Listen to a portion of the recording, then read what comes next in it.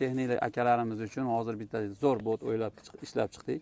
Shu botimizda qadrdonlar qaysidir mijoz telefon qilib, uyimda mana shunaqa ishlarim bor edi, ataplina qilish kerak edi, kotel o'rnatish kerak edi, yana shunga o'xshagan uyimizni sistema qilish kerak degandan keyin 15 kilometrga borib, uyini polniy hisob kitobini qilganingizdan keyin ha bo'pti bir o'ylab ko'ramiz deb turib, keyin sizdan keyin boshqa ustaga telefon qilish paydo bo'lyapti. Odamlar ichida shu juda muhokamaga aylandi.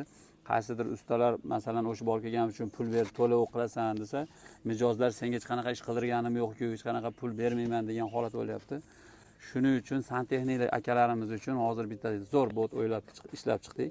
Shu botimizda siz mabodo mijoz aytadigan uyni razmerlarini, nima xohlayotganini, balki Katiyor, Aristoniyani shunga o'xshagan vaziyatlarini to'liq o'rgangan holatda bot ichiga kiritsangiz, sizga hatto ketadigan mayda bolt edi, shurup edi, atvat edi, hamma yoqda chiqarib beradigan bot chiqarib qo'ydik.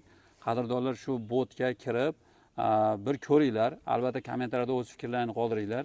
Shunda sizlarni bordi keldilaringni, yo bo'lmasa o'sha hisoblashga ketgan molotdagi miyani achiganini, keyin ish oxirida qanchadir buyum ortib qolishi, qanchadir buyum yetishmasligini oldin olgan bo'lasizlar. Bu yerda hamma narsani narxlarini, siz atrofingizdagi nechta magazin borligini 10 kilometr diametrda deylik, 5 ta 10 ta magazin. Siz biladiganingiz balki bitta magazin bo'lishi mumkin. Shunaqa imkoniyatlarni qilib beradigan botni ishlab chiqib qo'ydik.